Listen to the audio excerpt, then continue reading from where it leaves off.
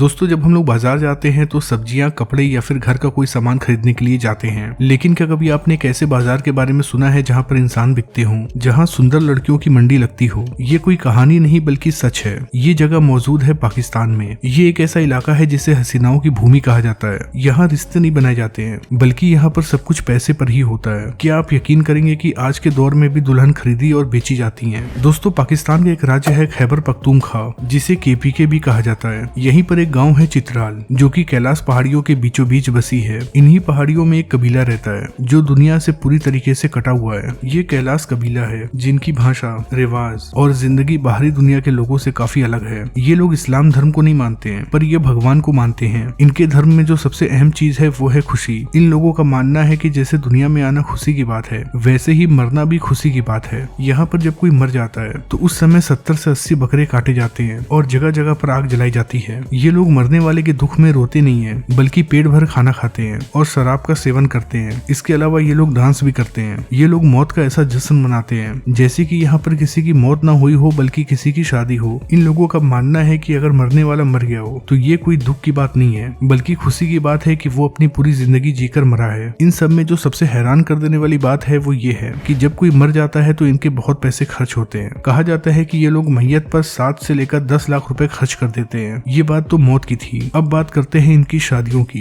दोस्तों, आमतौर पे हम लोगों के कल्चर में अरेंज मैरिज होता है। लड़के के माँ बाप या फिर लड़की के माँ बाप एक दूसरे से मिलते हैं, लड़का लड़की एक दूसरे से मिलते हैं और फिर बात पक्की हो जाती है। लेकिन कैलाश कबीले के लोगों में ऐसा नहीं होता है। ये लोग प्यार करते हैं और फिर ये लड़की को लेकर भाग जाते हैं। यही इनका सदियों पुराना रिवाज है। लड़के को जो भी लड़की पसंद होती है वो उस लड़की को अपने घर लेकर आ जाता है और एक रात अपने घर रखता है। उसके बाद लड़के के माँ बाप पूरे गाँव को बताते हैं कि उसका लड़का किसी लड़की को लाया है। इस बात की जानकारी लड़की के माँ बाप को भी दी जाती है। फिर लड़की के घर वाले बुलवाए जाते हैं। उसके बाद गांव में पंचायत लगती है और उस पंचायत में लड़की से पूछा जाता है कि कहीं उसे जबरदस्ती तो नहीं लाया गया है, क्या वो लड़के से प्यार करती है और वो अपनी मर्जी से आई है। अगर लड़की मुस्कुराकर हाँ कह दे तो रिश्ता पक्का हो जाता है। बस यही है इनकी शादी। लेकिन उसके बाद शुरू होती है दावत की रस्म, जो काफी यूनिक और शानदार होती है। लड़की के घर वाले एक एक कर लड़की के पास आते हैं और सभी लड़की और लड़के को गिफ्ट देते हैं। गिफ्ट की शुरुआत लड़की का मामा करता है। मामा सबसे पहले लड़के को एक बैल और बंदूक देता है। उसके बाद बाकी रिश्तेदार लड़के को तोहफा देना शुरू कर देते हैं। इनकी शादियों में सबसे हैरान कर देने वाली बात यह है कि यहाँ पर किसी शादीशुदा औरत को भी भगाया जा सकता है। जी हाँ, बिल्कुल सही सुना आपने। अगर कोई महिला पहले से ही शादीशुदा हो और उससे किसी दूसरे लड़के से प्यार हो जाए तो वो महिला उस लड़के के साथ भी भाग सकती है। अगर वो लड़की अपने मर्जी से भागी है तो पंचायत लड़की और लड़के की शादी करवा देती है और उसका पिछला पति भी इस पर नाराज नहीं होता है। वो बिना किसी लड़ाई झगड़े के उसे जाने देता है। उसके बाद जब उनके बच्चे पैदा होते हैं और पहला बच्चा लड़का होता है तो इस पर लड़का वाला लड़की वाले के हर रिश्तेदार को 2-2 हजार रुपए देता है और दावत का इंतजाम भी करता है। अब जानिए इनके बारे में एक और हैरान कर देने वाली बात। दरअसल जब यहाँ की महिलाओं को पीरियड आता है तो उन महिलाओं को घर से बाहर निकाल दिया जाता है। उन्हें एक अलग सुनसान जगह पर भेज दिया जाता है। इस दरमियान ये लोग लड़कियों को अपवित्र मानते हैं और कोई भी मर्द इन लड़कियों को नहीं छूता है। जब लड़की पीरियड की हालत में होती है तो वो नहा नहीं सकती है, लेकिन अगर किसी मजबूरी में उन्हें नहाना पड़े तो वो लोग अपने बाल नहीं धुलती हैं। अब जान लीजिए कि अगर कोई लड़की पीरियड में ही मर जाए तो उस लड़की की लाश को ये लोग अपने धार्मिक जगहों पर नहीं लाते हैं। लड़की की लाश को गांव के अंदर ले जाना बिल्कुल मना होता है। उस लड़की को उसी जगह पर दफन कर दिया जाता है जहाँ पर वो अपवित्र होने की हालत में रहती है। इन लोगों के धर्म में केवल एक ही त्योहार आता है और वो भी अगस्त के महीने में। जब ये त्योहार आता है तो सभी लड़कियां बाहर निकलती हैं और एक ऐसे जगह पर इकट्ठा होती हैं जिसे देखकर ऐसा लगता है कि मानो वहाँ मेला लगा हो। इनमें जो लड़की जवान हो चुकी होती है वो अपने सर पर फूलों से सजी टोपी पहनती है, जिससे ये बात पता चलती है कि वो लड़की जवान हो चुकी है और कोई लड़का उसे पसंद कर सकता है। और जब कोई लड़का उस लड़की को पसंद कर लेता है तो वो लड़की के पास जाता है और उससे अपने प्यार का इजहार करता है। अगर लड़की को वो लड़का पसंद आ जाता है तो लड़की उसे एक्सेप्ट कर लेती है, वरना लड़की वहाँ से चुपचाप चली जाती है।